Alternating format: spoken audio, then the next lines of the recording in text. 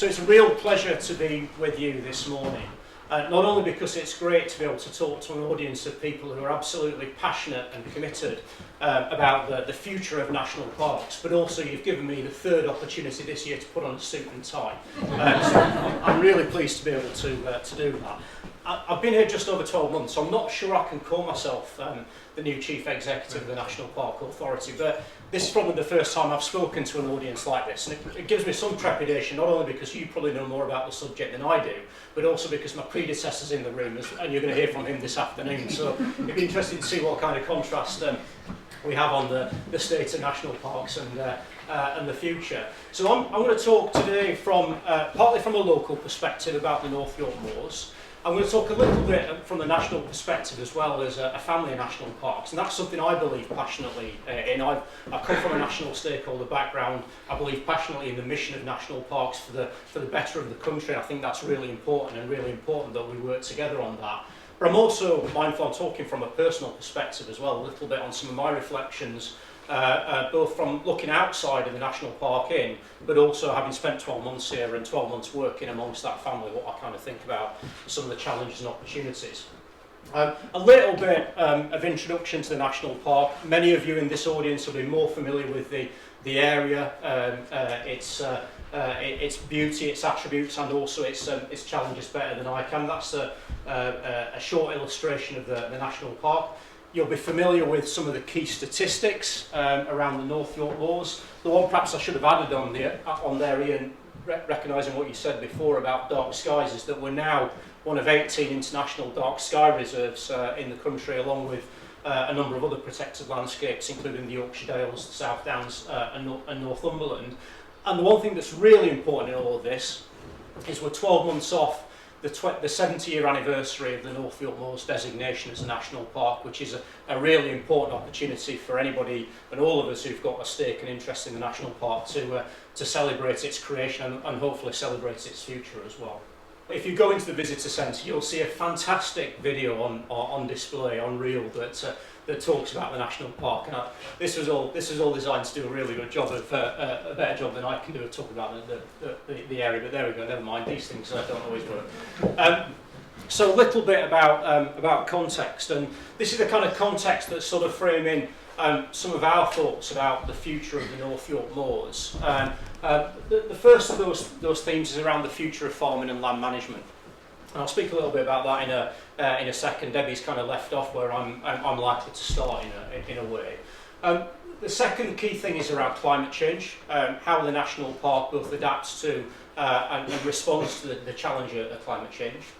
The fourth is about the role that we play in helping address the biodiversity crisis in the country, given that conservation, natural beauty and wildlife are fundamental to the first purpose of national parks. And what role do we play in that kind of post-COVID world, partly from an economic perspective, but in particular from a health and wellbeing perspective as well.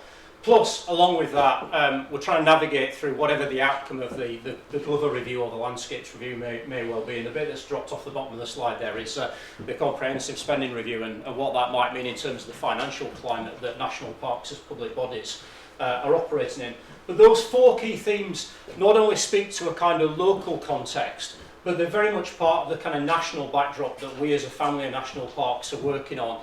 So last December, National Parks England set out a series of 4 ambitious delivery plans that were around the future of farming and land management, around wildlife, around landscapes for everyone, and around climate leadership. And we're committed to those as the North York Moors National Park. And we're really keen to drive that agenda forward and demonstrate the role that we can play as national parks in delivering against some of these issues that we think are really important to the zeitgeist of society, not just now, but also, as Debbie indicated earlier, in terms of what young people think about the future as well. So I'm going to start with farming, and I start with farming partly because it's the subject that I know best. I come partly from a farming background. I spent 20 odd years working as an expert in the industry for the NFU and for Tesco and for an organisation called AHDB. And I've spent a lot of time looking at the economics of farming and also the future dynamics of farming.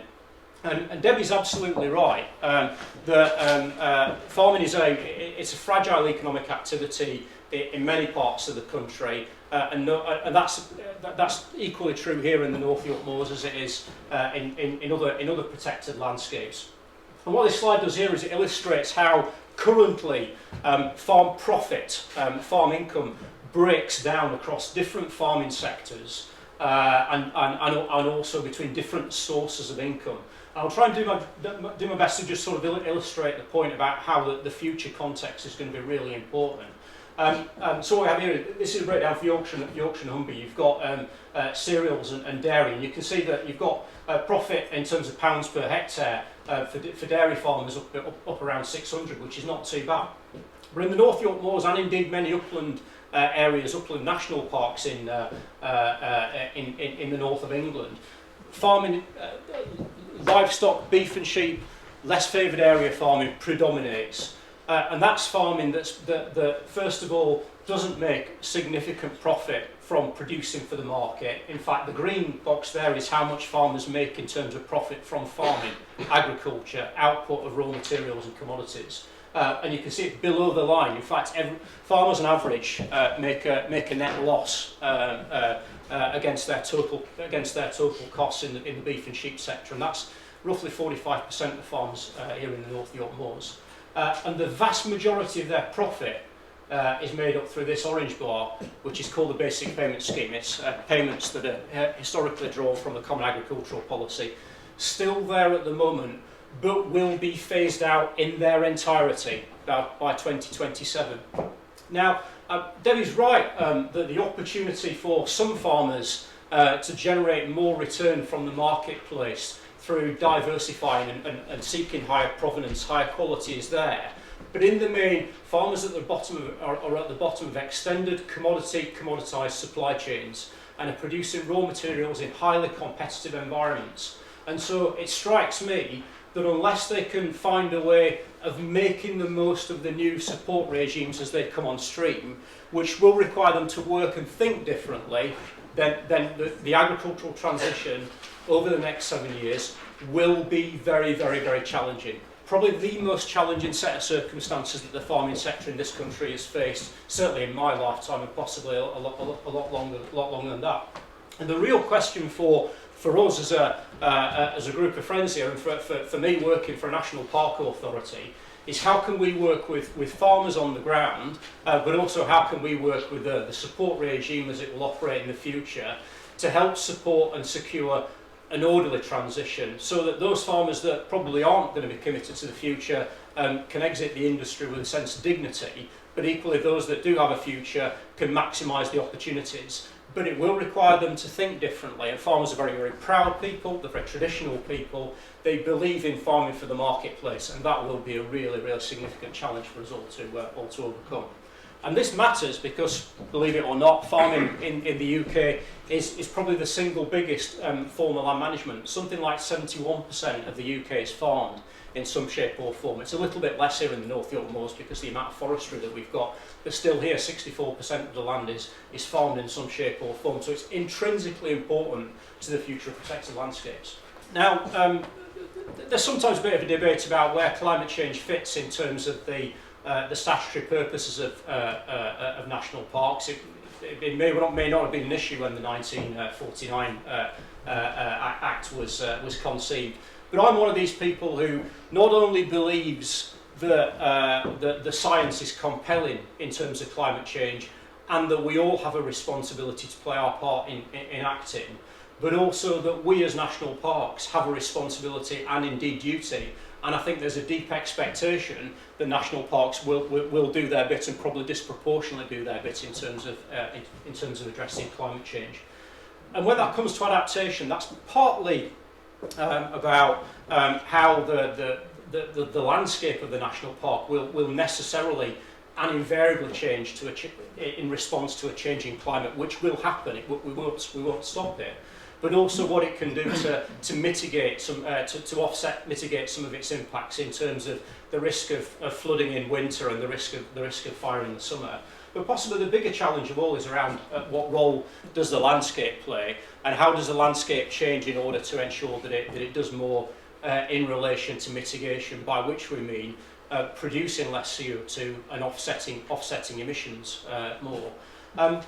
And there's quite a significant amount that the landscape can do, and an amount that we can do as well as people who have interest in national parks. And David's kind of referred a little bit to some of this around the kind of policies that we adopt as National Park Authority in relation to housing development, retrofitting and so on. We want to ensure that we preserve the special qualities of the national park, but equally we've not got to be blind to some of the changes that need to take place.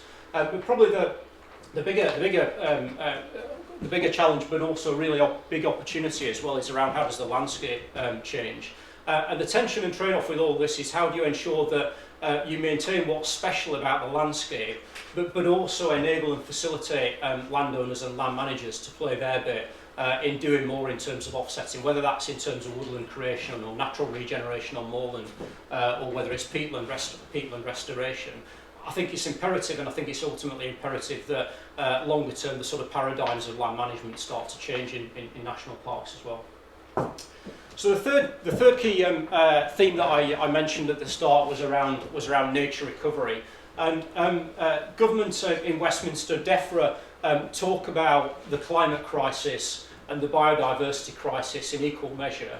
And I'm not an expert, I'm not an environmentalist, I don't have a background in all of that, but I see where the tea leaves are reading in terms of policy direction, and indeed in terms of what society thinks deep down, which is probably ultimately more important because it affects our reputation as national parks. And so in tandem with playing a role in terms of the climate crisis, there's absolutely an expectation on protected landscapes that were precisely designated in part for their conservation role in terms of wildlife and natural beauty, that we play a part in terms of meeting some of those ambitions around the 25-year environment plan, and in particular the creation of this kind of this national nature recovery network, in which the likes of Julian Glover described national parks as being at the backbone of it.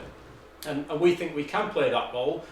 We think we can play a really important role. The question really is whether government will help us to be there in terms of significant actors. Certainly it's making the right noises. Last year the government came out with a commitment that 30% of the UK should be protected for nature by 2030, in common with global commitments that have been made by governments around the world. But it's really important that that's a commitment not just in terms of quantity, i.e. the number of protected landscapes that are designated across the UK and the area that represents, but also in terms of the quality of outcomes. And we've got some great examples of delivery. We're really proud here in the North York Moors of the work that we started and concluded quite recently in terms of turtle doves, working in collaboration with stakeholders to create and improve the landscapes that are pretty unique actually in the north of England, that provide opportunities and homes for what are really important and quite rare migrating birds, particularly in this part of the country. But the jury's still out on our performance, and again, I'm no expert in the statistics, but I can't be blind to some of the criticism either that gets levelled in the direction of national parks from environmental NGOs. And this is a headline that I pulled up from the Yorkshire Post from about 3 years ago that talked about the need for us to pull up our socks in terms of reversing habitat declines. And one more recently from the Wildlife Trusts about 12 months ago, which relates to some of the statistics on sites of specific scientific interest and whether they're improving. And again, they only look at individual indications, whether it's a true representation of nature or not. Big question. But that's the sort of perception that's building up, and therefore it's really important that we work hard to address that. So how do we go about achieving it? Well, doing individual bits of work here and there is great, but the biggest opportunity of all is in working collaboratively and harnessing land managers, farmers, estates and others as partners. And again, we've got some great examples here in the North York Moors of where we've done that with a degree of success in relation to building these kind of bigger landscape scale collaborations. And this is an example here in the west of the national park in what's called the Revitalise project, where we've worked in collaboration with landowners, with local authorities, with the Environment Agency, Natural England, and our counterparts in the Wardian Hills AONB to build a collaboration of activities on the ground and on-the-ground work around improving riparian habitats and improving ultimately water quality in the Rye catchment. the role that we can play, I guess, the National Park Authority is to try and facilitate change and bring people together as a convener. But probably the biggest mechanism of all will come back to the previous challenge around farming and land management, which is where does the future of land management support and the incentives go? Government puts a lot of store by the Environmental Land Management Scheme, which is still in development. Some of the kind of pilots are rolling out at the moment, and we're seeking to play a part in shaping those pilots. But government puts a lot of store behind that. It's likely to be where the key source of funding comes from in terms of those kind of landscape scale activities in the form of the nature recovery and the landscape recovery components of ELM. And I guess the message I have for you guys, as people who are passionate about national parks and have an influence over that agenda, is it's really important that a place is carved out for national parks and protected landscapes in playing a role in that, because otherwise it will be competitive funding that will run the risk of being diluted across quite a wide scale in the country. The other thing I think that we should be really mindful of as well is how some of the private sector opportunities are changing. And some of you will be familiar with the kind of growing interest that there is in carbon markets. I'm seeing that particularly in terms of lowland arable farming in the farming sector. But it is an opportunity in national parks as well. And we've been keen as a family of national parks to be at the forefront of helping to provide and create those opportunities for farmers and land managers. And last week, just on the eve of COP26, we launched a partnership with a company called Palladium Partners, who are used to working with, as a social enterprise company, used to working with businesses in third countries to leverage private finance to improve biodiversity in third countries. And so we formed a partnership with them to create this company called, this organisation called Revere, as a vehicle to catalyse private sector investment in biodiversity and nature-based offsets to climate change. Still very new, but so far we've been able to raise a not insignificant sum of funding across the 15 UK national parks to invest in nature-based solutions to climate change under what we call the Net Zero with Nature banner.